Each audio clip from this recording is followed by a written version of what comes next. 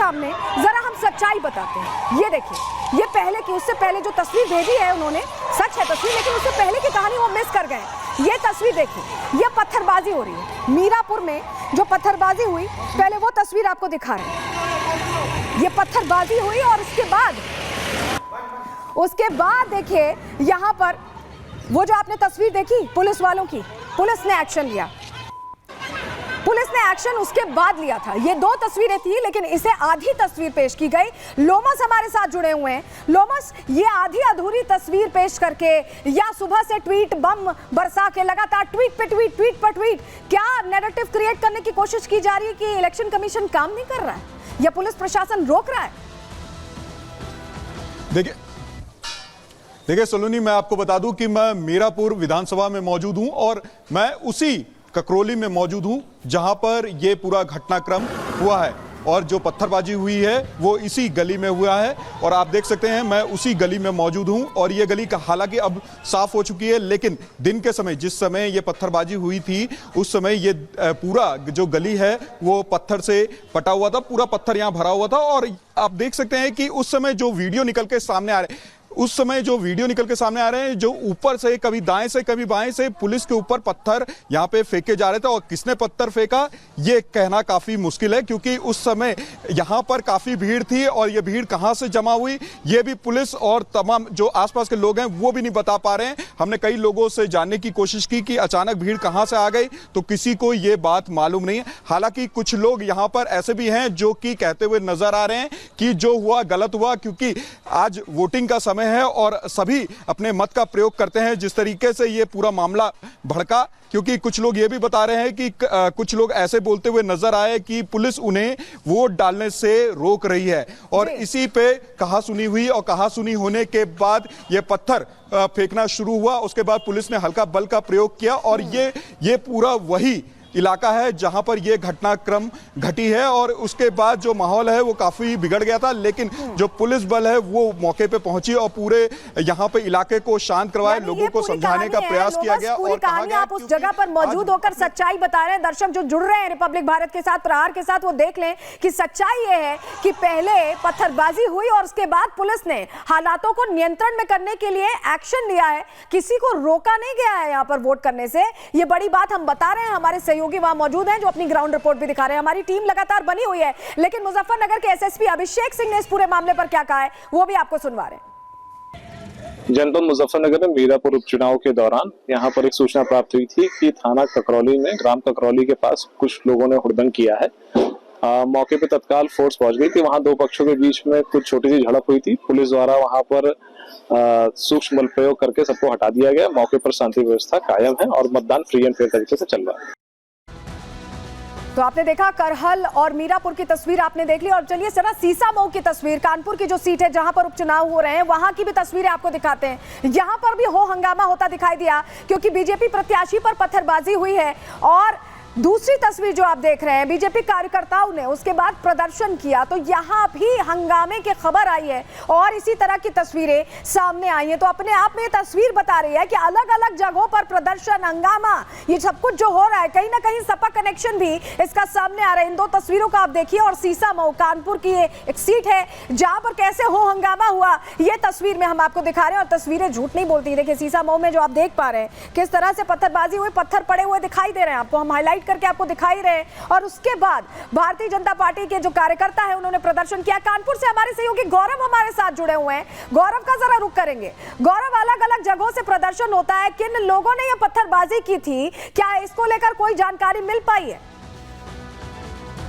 यहाँ पर वोटिंग हो रही थी, मैं इस वक्त उसी जो बूथ है उसके बाहर खड़ा हूँ। यहीं पर जो वोटिंग है वो हो रही थी, जिसके बाद यहाँ पर जो प्रत्याशी हैं भाजपा के वो आते हैं और उनकी गाड़ी पर पत्थर चलाए जाते हैं। कुछ अराजक तत्वों द्वारा उनकी गाड़ी पर पत्थर फेंका जाता है, जिसके बाद जो माहौल है वो खराब करने की पूरी तरह से साजिश की जाती है। लेकिन उस वक्त मौके पर पहुंचकर पुलिस ने जो हालात हैं उनको संभाला।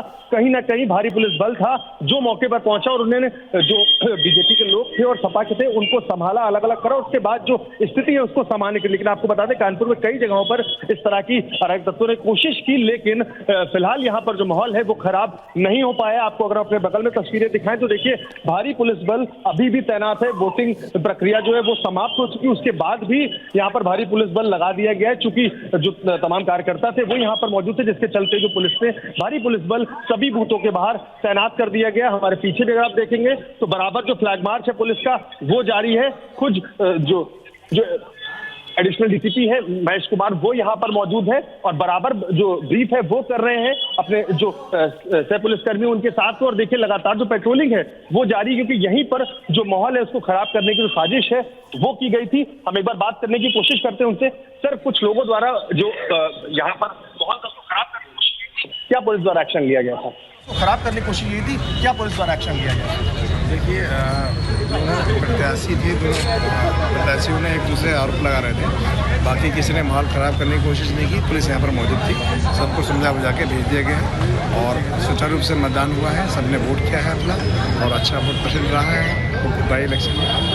कहीं कोई ऐसी समस्या नहीं है। सर, फिलहाल स्थितियाँ समान है?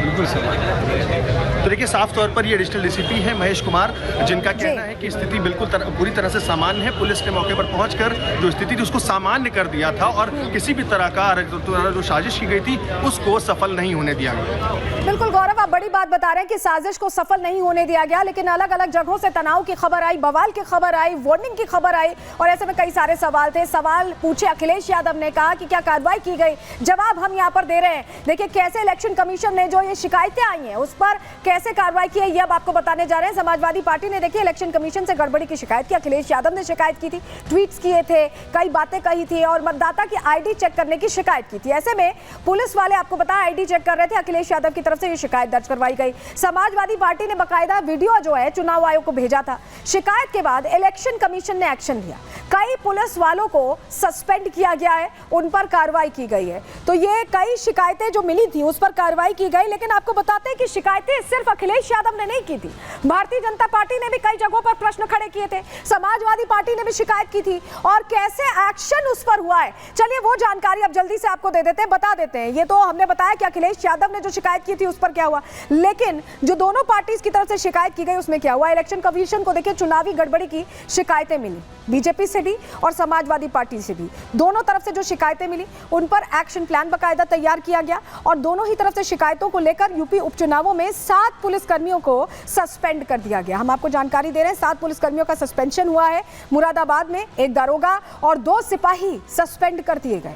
इसके अलावा 2 दारोगा सिपाही सस्पेंड किए गए और भी जगहों पर जो रिपोर्ट्स हैं उन्हें तलब कर रहा है यहाँ चुनाव आयोग और जानकारियां ले रहा है। कानपुर में भी देखिए जो सीसामऊ वाली घटना भी सामने आई, उसके बाद 2 पुलिस वाले सस्पेंड किए गए। तो ये तमाम बातें तो हुई, इलेक्शन कमीशन ने तो एक्शन लिया, लेकिन इसके बावजूद अखिलेश यादव प्रशासन पर, चुनाव आयोग पर लगातार प्रश्न पूछते रहे और उन पर आरोप भी लगाते रहे कि गड़बड़ी की जा रही है। सुनिए अखिलेश यादव ने बाकायदा प्रेस कॉन्फ्रेंस करके क्या कहा, सुनवाते हैं आपको।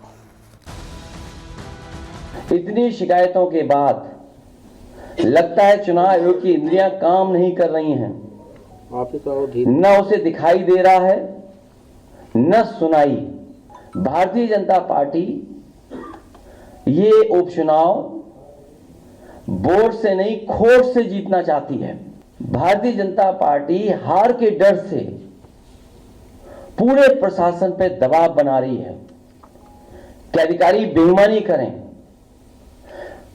मैं अपने मतदाताओं से अपील करूंगा, एक नहीं कई बार वोट डालने के लिए जाएं, डटे रहें और वोट डालकर ही आएं।